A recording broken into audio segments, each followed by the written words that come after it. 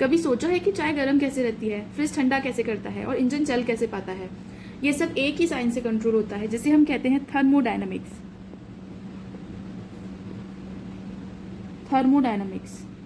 अगर आपको भी लगता है कि मैं थर्मोडायनामिक्स में वीक हूँ, मेरे से थर्मोडायनामिक्स के क्वेश्चन सॉल्व नहीं होते हैं, मुझे कंसेप्ट्स क्लियर नहीं है थर्मोडायनामिक्स के, तो डोंट वरी, मेरे इस लेक्चर सीरीज़ में आपको थर्मोडायनामिक्स का जीरो से लेकर सारे कंसेप्ट्स मिलेंगे with detail explanation, numerical solve करने की टेक्निक्स बताऊंगी, हर एक फॉर्मूला आपको एक्सप्लेन करूंगी, हर एक लॉ आपको एक्सप्लेन करूंगी, कोई भी टॉपिक आपका नहीं छूटेगा। और यकीन मानिए, अगर आपने एंड तक मेरी सीरीज़ को फॉलो किया तो आपको थर्मोडायनामिक्स बहुत ही इजी लगेगी, बहुत ही प्यारी लगेगी, क्योंकि एक्चुअली में बहुत ही प्यारा सब्जेक्ट है।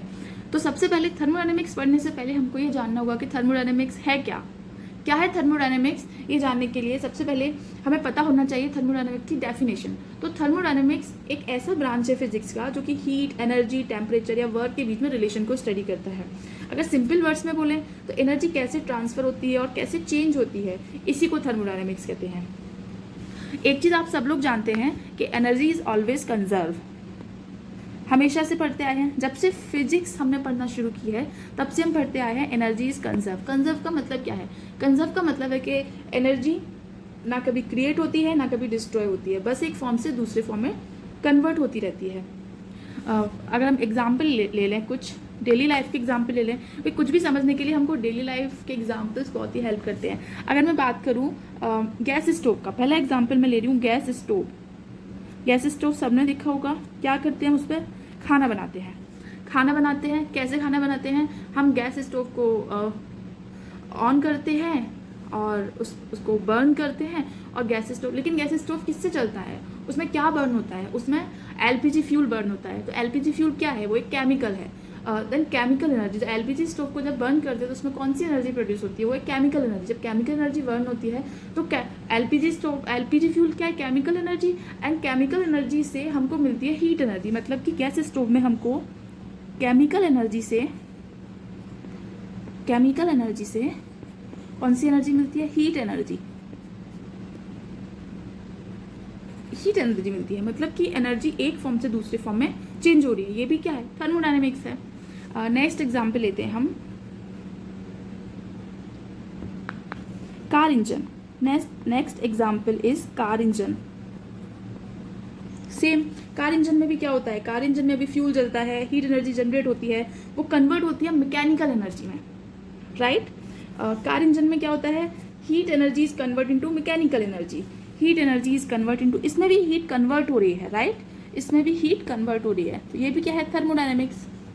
एक और एग्जाम्पल ले लेते हैं हम रेफ्रिजरेटर। एक और एग्जाम्पल लेते हैं हम रेफ्रिजरेटर। रेफ्रिजरेटर सबने देखा है, सबके घरों में होता है, लेकिन क्या किसी को पता है काम कैसे करता है? वो कैसे रेफ्रिजरेटर में रखी हुई चीज़ गर्म नहीं होती है? क्या होता है ऐसा कि रेफ्रिजरेटर चीज़ों को ठंडा रखता है? इसको हम डिटेल में पढ़ेंगे, पूरा एक्सप्लेनेशन के साथ पढ़ेंगे, लेकिन अभी हम सिर्फ एक एग्जाम्पल ले रहे हैं। रेफ्रिजरेटर में भी क्या होता है? फ्रिज का काम उल्टा होता है, वो अंदर की हीट को बाहर निकालता है, इसलिए अंदर ठंडा रहता है। यानी हीट ट्रांसफर को कंट्रोल करना भी एक थर्मोडायनेमिक्स हो गया। तो हमको 2 पॉइंट पता लग गए। हीट कन्वर्जन को भी थर्मोडायनेमिक्स में इंक्लूड किया गया है, हीट कंट्रोल को भी इंक्लूड किया गया है थर्मोडायनेमिक्स में। एक और एग्जाम्पल ले लेते हैं। एक और एग्जाम्पल है हमारा हॉट टी, गर्म चाय। अगर हमने कोई चाय बाहर रखी है, हॉट टी, चाय बाहर रखी है, वो ठंडी हो रही है, गरम चाय हमेशा गरम रहेगी क्या? नहीं ना, वो ठंडी हो जाएगी। गरम चाय को टेबल पर रख दो, वो ठंडी हो जाएगी। धीरे धीरे वो ठंडी हो जाती है, क्योंकि हीट हाई टेम्परेचर से लो टेम्परेचर की तरफ फ्लो होती है। हीट हमेशा हाई टेम्परेचर से लो टेम्परेचर की तरफ मूव करती है। यानी flow of energy, flow of heat is also thermodynamics. Okay, तो अब समझ आया थर्मोडायनेमिक्स सिर्फ थ्योरी नहीं है, ये हमारी डेली लाइफ की हिडन हीरो है। तो इस वीडियो में हमने देखा व्हाट इज थर्मोडायनेमिक्स, कुछ एग्जांपल्स भी समझे। हम आगे देखेंगे कुछ टर्म्स रिलेटेड टू थर्मोडायनेमिक्स। मतलब थर्मोडायनेमिक्स में कुछ टर्म्स यूज हम करते हैं, कुछ टर्म्स यूज करते हैं जिनके बारे में हमें नॉलेज कम होता है, लेकिन हम यूज़ करते हैं। तो हम एक एक करके अगर हम अपने बेसिक्स क्लियर कर लेंगे एक बार, तो हमें आगे जाके प्रॉब्लम नहीं होगी। तो मिलते हैं नेक्स्ट वीडियो में, तब तक गुड बाय।